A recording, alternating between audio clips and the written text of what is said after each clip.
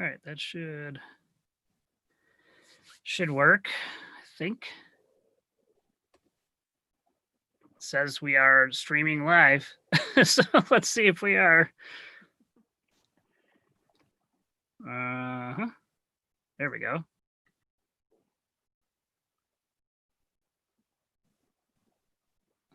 All right, sweet.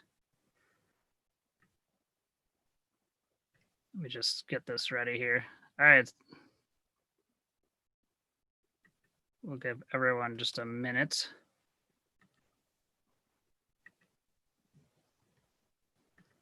So what I have to do is I have to like watch the chat and like see it was.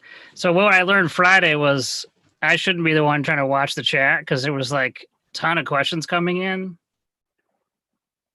which was cool, but it was like, yeah.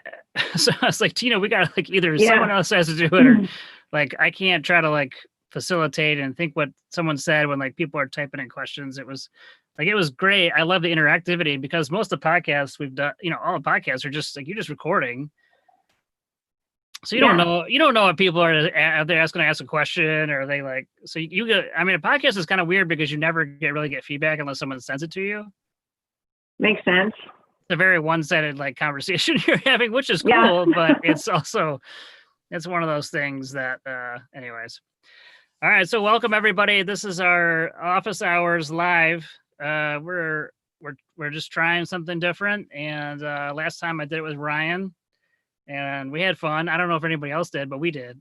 So that was, so I thought who better to ask than my friend Kim, who's not been on the podcast yet. I don't know if that's. I haven't. Thanks for inviting me though. But welcome Kim Davis, the Senior Director of Revenue Cycle at University of Colorado Medicine, correct? Correct. So tell us a little bit about, I don't know, you, the University of Colorado, the Buffs, the Buffaloes, right? Yes, we're part of that. We're part of that big system. I am, like you said, Senior Director of Revenue Services for the faculty practice plan that serves the School of Medicine faculty at University of Colorado. We are in Aurora, Colorado, on the beautiful campus, 3,000 providers strong, and we do outreach all across the state of Colorado. Nice. So did you say 1,000 providers strong? 3,000. 3,000. Those are all owned physicians? Oh my gosh, that's those are all faculty employed physicians. Wow, that's huge. That's great. That's a big organization. Yeah.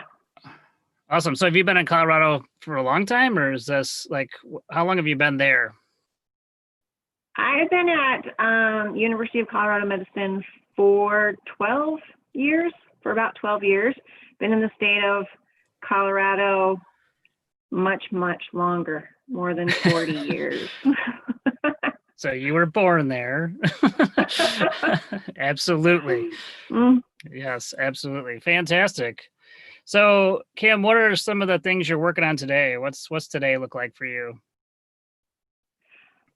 Today, I am looking at a contract to install a utility that Athena Health / IDX calls gamification. And it's basically a productivity measuring tool that rewards staff sort of visually and with points for work that is done per the standard of work that is successful, and work that is at the level of productivity that the role requires. And it looks like a game board to the staff. They can make an avatar. They get badges. They can be on the leaderboard. So the idea is that you create a sort of an interactive experience around productivity measures. So we are trying to make sure that even though we're sort of interrupted in the way that we usually do work, because we're so dispersed now, that we keep the projects going. So we are still talking about we're on a fiscal year. Most academics are. So we're starting to talk about end of year performance evals and next year's budget. Like July to June? All that stuff. Mm-hmm. Yep, July to June. So you're going to end the year pretty poorly. So it's like, most likely it's not going to end real great, but at least you get to maybe start a new year better. That's interesting. That's really interesting. Are you going to give like incentives? Or are you going to give actual like cash or prizes associated with the game part? Or are you just going to see what happens with it? We're just going to kind of see what happens with it. We're hoping that the game in of itself is motivating, and that those staff that are part of it will want to be on the leaderboard, and they'll want to understand how to improve their score so that they can compete with their neighbors and that type of thing. So right now we are only planning on the game being the motivator. Yeah, interesting. So you haven't started it yet. I'd be curious to know how this comes out. I've not heard of this before. Yeah, it is brand new stuff. It's one of the workflows that we are engaging with Athena Health on is not fully developed. So it is brand new. And we thought, what a great time to do something like this, that we had to send all of our workforce home, and we want to keep them still engaged in the business and all of our efforts to serve the School of Medicine. So we thought, we need to add a little connection to each other, to their peers, and to the work, and thought maybe this would be a good way to do it. So you sent everybody home like everybody else. What's your thought on the future? Are you going to keep them home? What's your take on that? I think the door is wide open, that people are experiencing the work from home. Most of them are actually very successfully working from home. So we are working through what it looks like on a permanent basis. How often does staff need to be in the office? Again, in order to maintain engagement and a connection with the organization and a connection with each other. We did so much work the past 2 or 3 years on employee engagement, all kinds of programs that relied on face-to-face interaction, really creating tons of culture. So now we're sort of trying to figure out how to change that, evolve it so that people can work from home, but yet still maintain that connection to the organization. Sure. Oh yeah, everyone's struggling with that. Mm-hmm. So Peter asked a good question that came through. Are you moving from an existing productivity measurement process, and were there specific deficiencies you're trying to solve? He's probably asking about the gamification thing. Or so are you trying to solve for something, or are you really just like, let's try something different? What do you think about that? Yeah, we're just augmenting. We're just trying something different. Trying to see if this is a thing that keeps up with the generation that we're hiring, right? Something that's a little bit more interactive and stimulating, that motivates them in a new way. So no, we're just layering on something. I am not entirely sure of the mechanics, but I believe our productivity measures and reporting will stay the same. We're just going to feed it basically into their engine, develop some rules around it, and see what happens.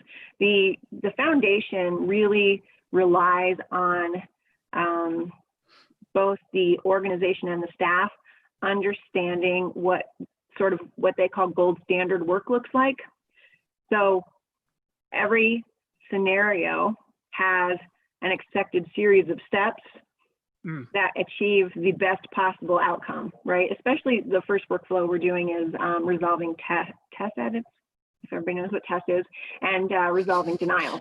So yeah, I know, sorry. Sure what that is, actually. I probably should, but I really don't. Sorry, it's a scrubber. It's the front end scrubber. Okay, I got you. Yeah. I was like, I'm not sure. That's a new acronym. I thought I knew all of them. Out of my mouth. Shoot. Nobody knows what that's that good. is. That's good. I like that. I like that. I'm very interested to see how that comes out. I think everyone's kind of not struggling with it, but they're trying to be laser clear what success looks like, especially now. Because Mhm. if everyone's going to be home, you got to make sure that that's very clear. Like this is what the expectation is. We talked about this on Friday. It was just like a lot, for the first couple of months now, it's been let's give people a lot of grace, make sure just people are set up and, it's like, but at some point you're going to have to hold people accountable. So it sounds like you're doing this in another way. It's kind of like fun, appeals to the next generation, which I think would be really interesting. Um, yeah, I'm fascinated by it. All right, That's the idea. Matthew asked a question. Have you moved to measuring employee engagement more frequently to monitor how folks are doing / feeling in their new environment?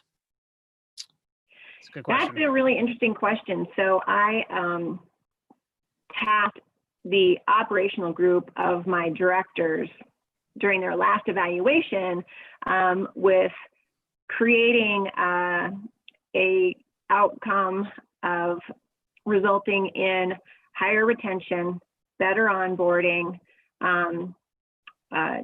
more successful recruitment, and a higher level of employee engagement. So just kind of all about how do we find great talent? How do we retain great talent? What do people like about working here? What should we do more of? What can we do better? And just coincidentally, because we assigned those last July, and as they were working through this, they came up with the idea of question of the month. I think it was question of the month. So they send out questions to the entire staff about what do you like working at CU Medicine? What motivates you? What things have we done well? And before we all went home, they were able to gather answers to about half a dozen questions around engagement. And we really did get actually a lot of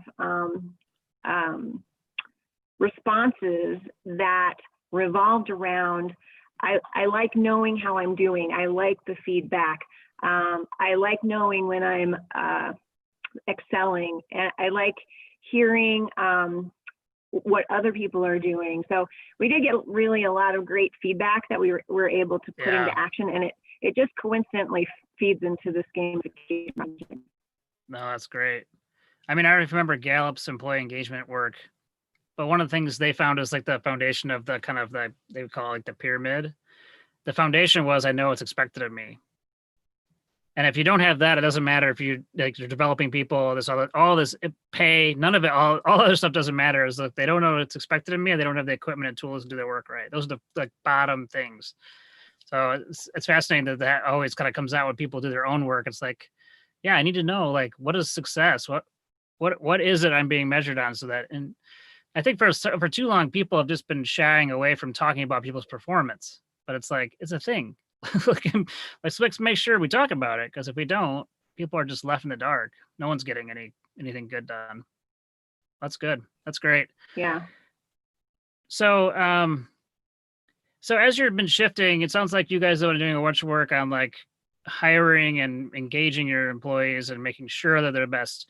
Now that we're kind of moving to this open world where people are home.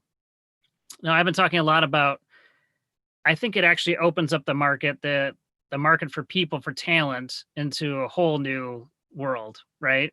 Because I know you like to steal people from Micah, but I mean like, but I mean, honestly, you could steal people from almost anybody now.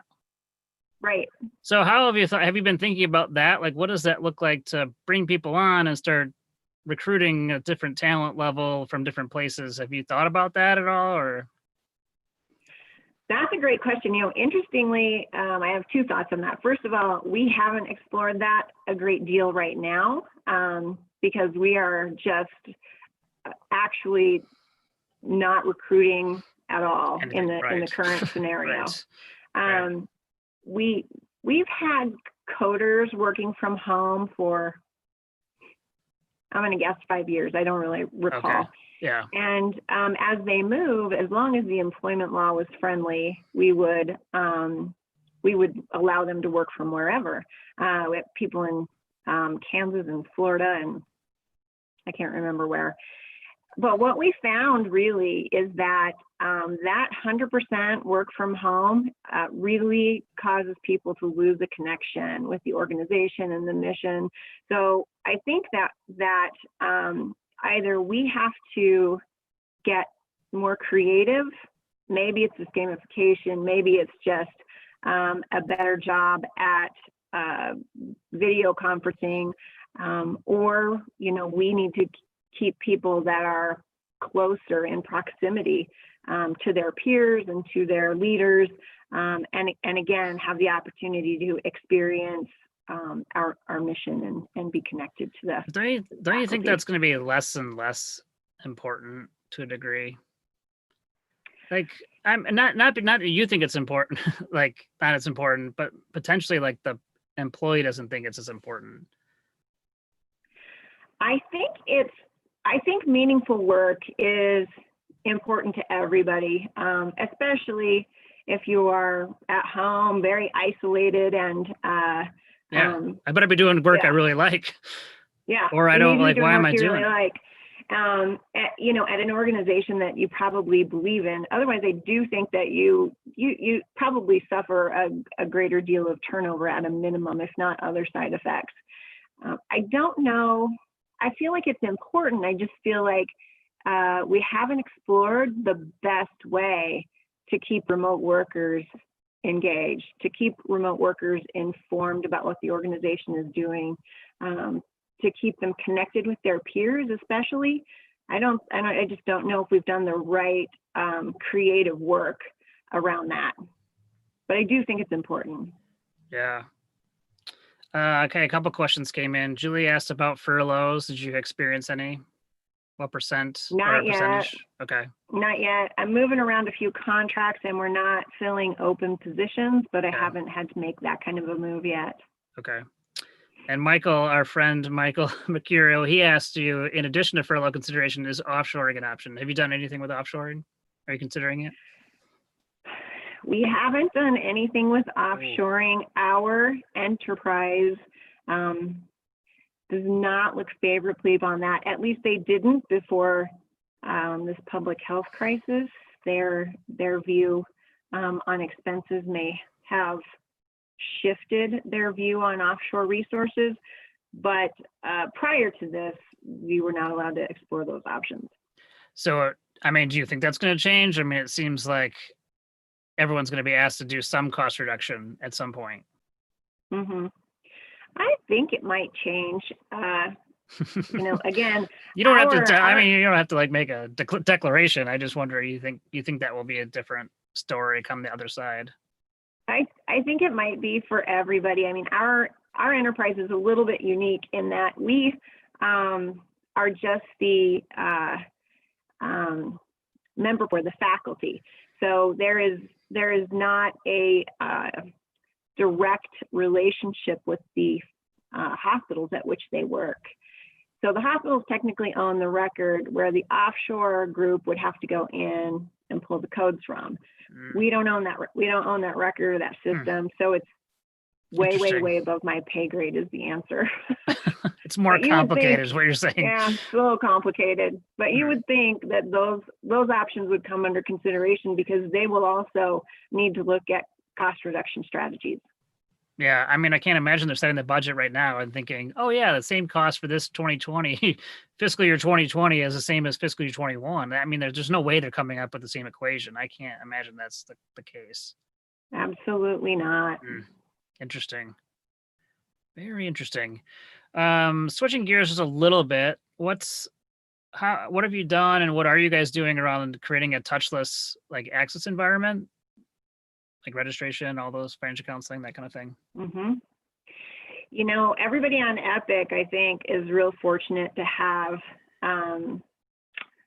their app, and the appointment reminders will tell you to sign in online and fill out your pre-registration questionnaire online.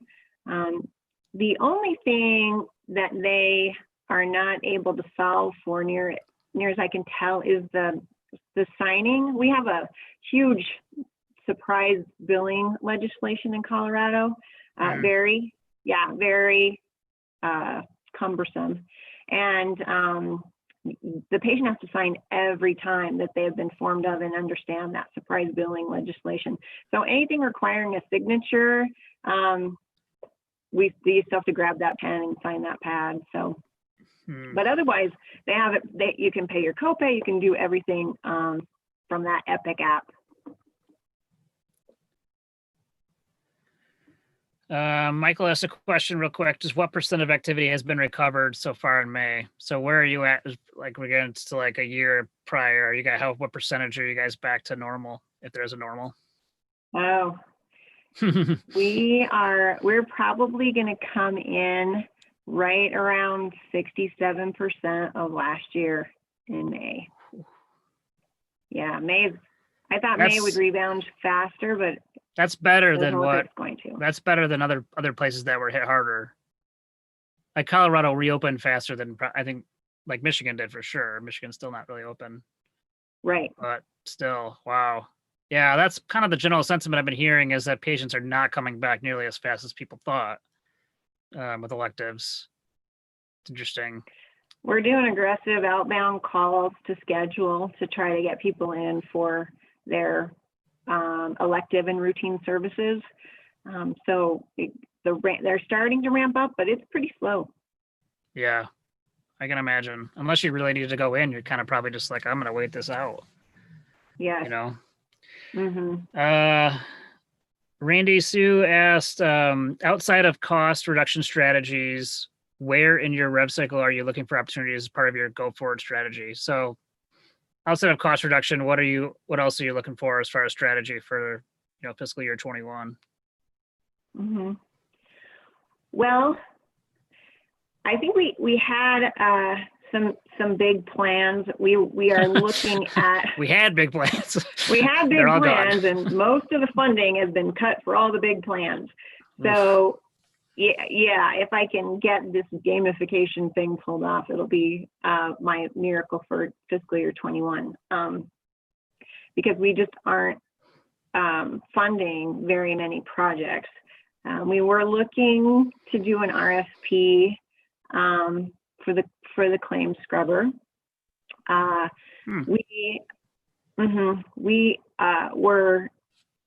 had done the groundwork for a data literacy program for our upper level staff, and we kicked off last year a really cool leadership training program with a consultant to come in and just teach leadership concepts to supervisors and managers around feedback and those types of things, those types of soft skills. Yeah.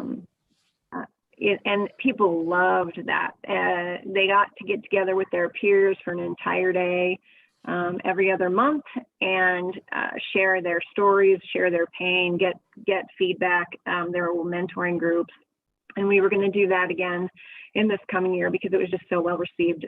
That's another thing. I don't know if it'll be funded. Well, it would seem like that would. I think those are the things that are going to be really important, but also changing dramatically. Like it's still the soft skills of like how do you do some of that stuff, but the question now is how do you even do that virtually? Because if you got to think like those are leadership doesn't change per se, but the way that you're going to have to pull that off, I think absolutely is changing. Right. That's It's really fascinating. It's very interesting. She did lots of things like situational leadership and how you communicate with catching and things like that I think we're going to have to, again, I think we're going to have to get creative to make sure that we make this new remote work thing able to be permanent and able to be successful for everybody. Mm-hmm. For sure. We're also looking at the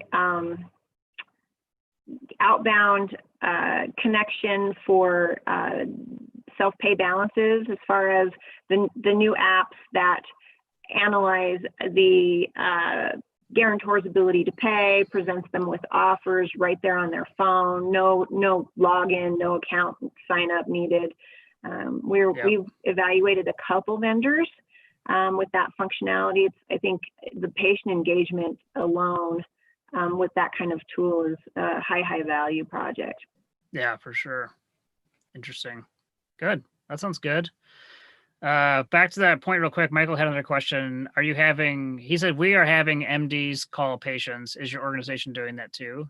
Like you were talking about calling outbound calls? Yeah. No, we're not actually. It's all scheduling, but that's a great idea. Make the docs do like a dial for dollars. We used to call it, we used to call it dial for dollars when you make them dial for dollars for a little while. That'd be good. That's a great idea. They have the relationship. So I would think it would be more effective. Oh my gosh. I bet you get some people talking though. Like you never get them off the phone. Yeah, probably true. Yeah, Michael, how are you getting people off the phone once they're like, oh, this is my doc? Sweet. Let's have a conversation. Let me tell you all the problems I have. So I got this bunion. Just wanted you to know. I don't know. That's good. All right. Well, if there's any other questions, people like put them in the chat. Michael says add RVUs and the docs will do it. For sure. For sure. That's true. How about you just get a percentage? We'll just give you a percentage of whatever you collect. Well, we talked about priority for 2020.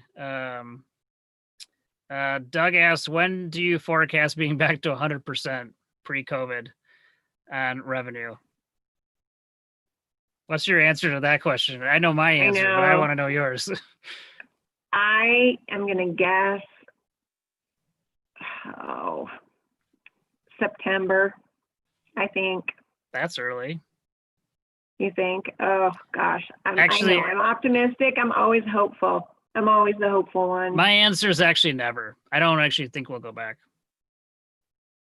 And not to say that baby boomers are going to grow older, there's not going to be more services at percentage, but I think like the days of going to the ED, like probably are done as far as for stuff, and which was always something we always wanted, but now we're going to get. So where is that?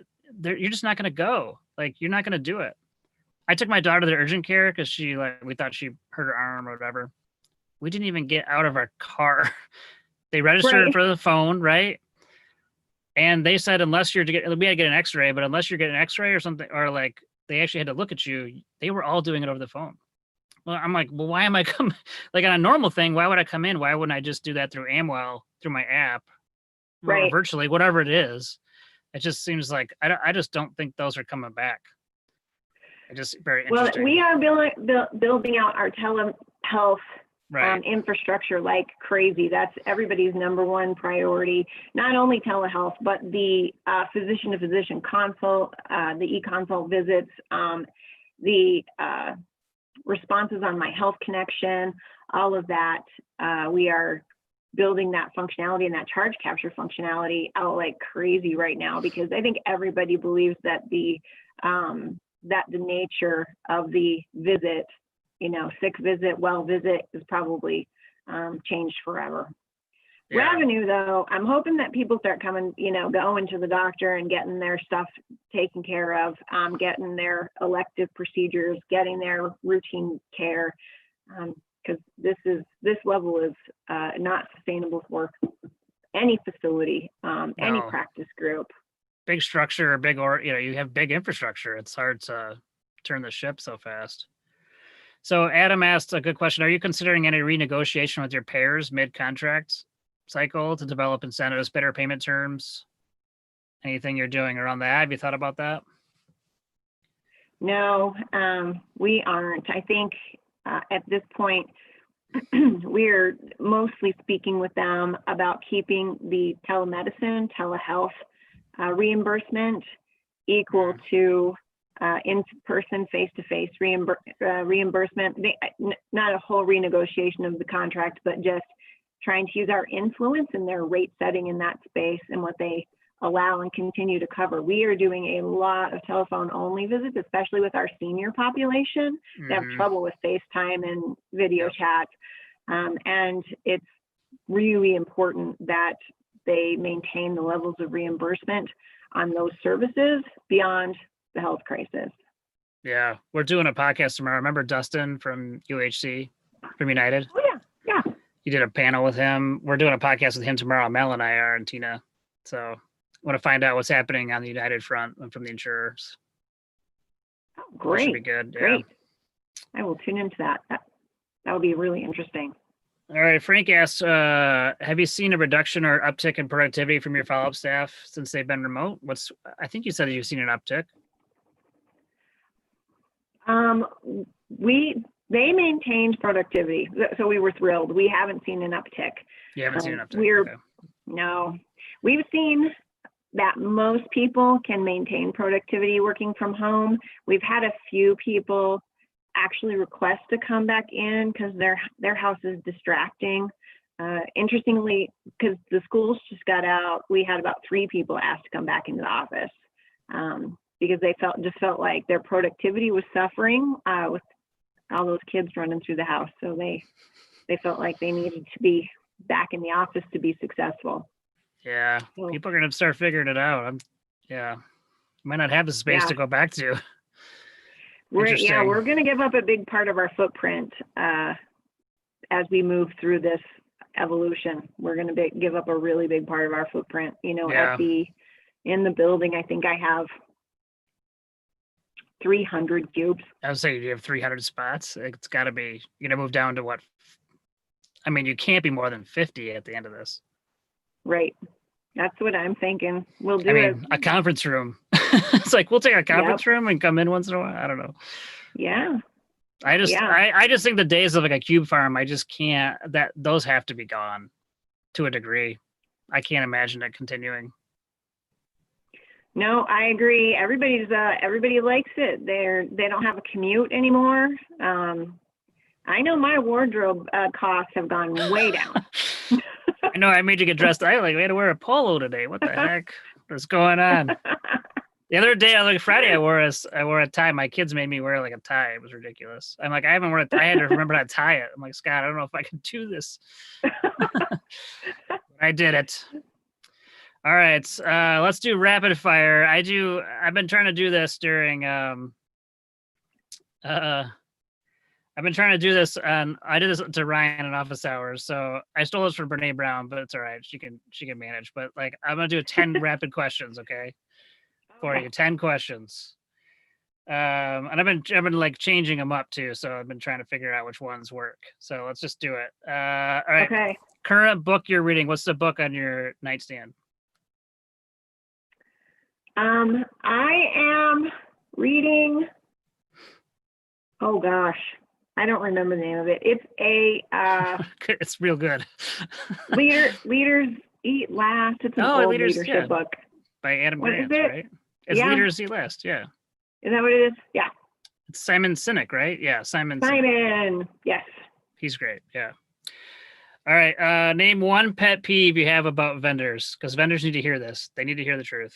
What's one pet peeve you have?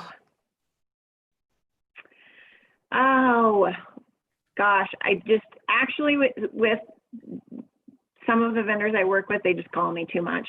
But otherwise, just stop calling me so much. They just call me too much. They check in too much and want to know if there's anything they can do and anything they can sell me a little too often. A little too often. Okay, that's good. A little too often. What's one hobby you might have picked up during quarantine? So I have, if you notice, this is my homemade kombucha, everybody. So I made kombucha. What is that? This is a raspberry lime mix I made on my own. It's delicious. Yeah. Oh, wow. Impressive. Yeah. So what's one hobby you may have picked up? Oh, I don't know if it counts as a hobby, but I quickly found that working from home, you don't move ever. So the dogs get a walk every single day because I look at my phone and it says I moved 117 steps in 8 hours. So lots of different attempts at trying to get some exercise in, because even walking to meeting rooms or walking to get a pop or having to go more than 15 steps to the ladies' room is super helpful at work, and it just you don't move much. My wife and I are going on a walk like every night, and she's like, "We've walked more in the last 8 weeks than we ever have in our entire marriage." And I was like, "I agree, have too. 100%, 100%." I don't know have why we never too. did it. Like, yeah, this is good. What's the first thing you want to do after quarantine? Of course, you guys are kind of done about quarantine, so. Oh my! They just said restaurants could open. Oh. They're just supposed to be able to open this afternoon. Most of them actually aren't opening. Yeah. I think it has something to do with the restrictions on the capacity and probably some of the restrictions on cleaning and what the menus have to look like. So most of them aren't ready to open. So whenever they open, I just want to go out, and I don't want to cook inside one more time. Yeah, agreed with that. Dust off some high heel shoes. What are you not going to do anymore? What did you learn in quarantine that you're not going to do anymore? Oh, that's a good question. Probably ClickList. You know, Kroger, and you guys have Kroger, right? Yeah.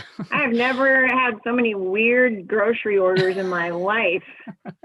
I just want to buy my own produce so I don't have a bag full of brown lettuce. Like, what is this? I didn't order any of this. This is crazy. I think they have very young people picking out your produce at They're our trying, local, at our local Kroger. They're trying. My friend Jen, she ordered a bunch of Target stuff to be delivered, you know? And the person's like, "Yeah, I'm dropping it off right now." She's like, "Really?" She's like, "No one's here." They dropped it off. She's in Michigan. They dropped it off to someplace in Missouri. They had like a different address. Like, "Oh, we dropped it off." Like, "No, that's not me. They just got some good stuff." Yeah. I would like to do my own grocery shopping again, I think. All right, something that people often get wrong about you. Oh gosh.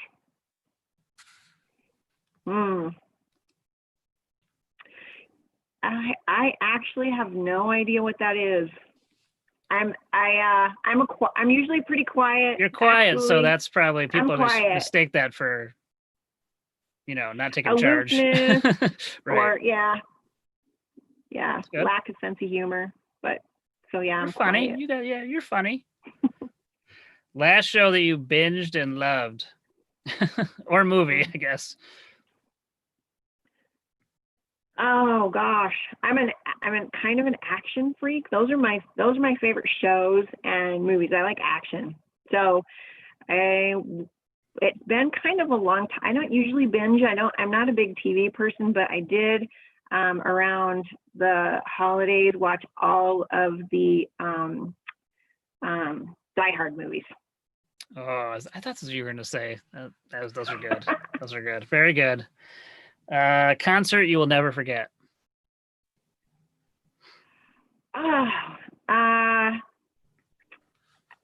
Garth Brooks, probably 11th Row rodeo tour.